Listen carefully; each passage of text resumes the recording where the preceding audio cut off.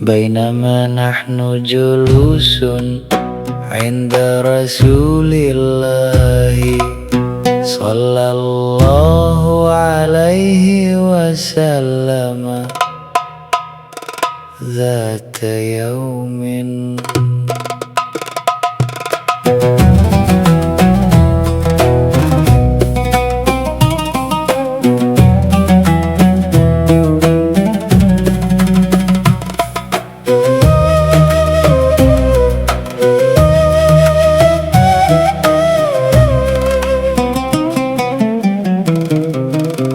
إذ طلع علينا رجل شديد بياض الثياب شديد سواد الشعر لا يرى عليه أثر السفر ولا يعرفه منا أحد حتى جلس إلى النبي فأسند ركبتيه إلى ركبتيه ووضع كفيه على فخذيه وقال: يا محمد أخبرني عن الإسلام.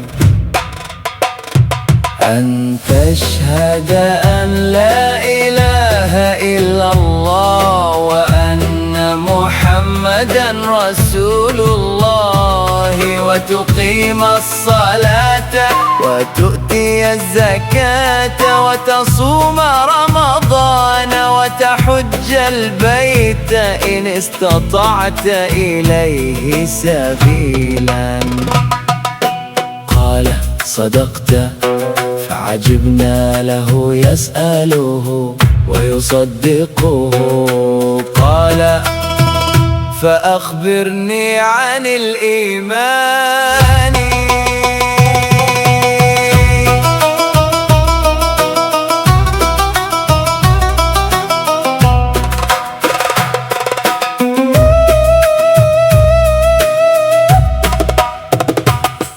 أن تؤمن بالله وملائكته وكتبه ورسله واليوم الآخر وتؤمن بالقدر خيره وشره.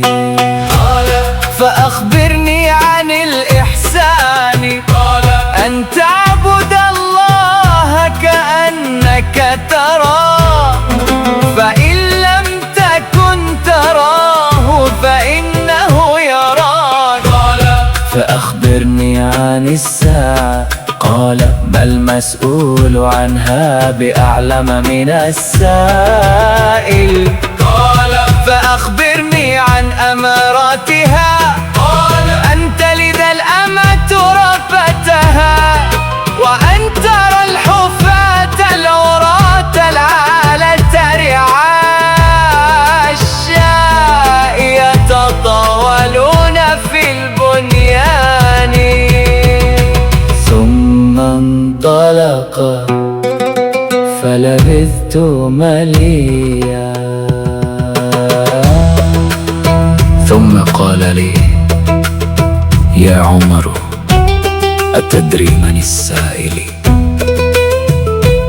قلت: الله ورسوله أعلم. قال: فإنه جبريل أتاكم يعلمكم دينكم.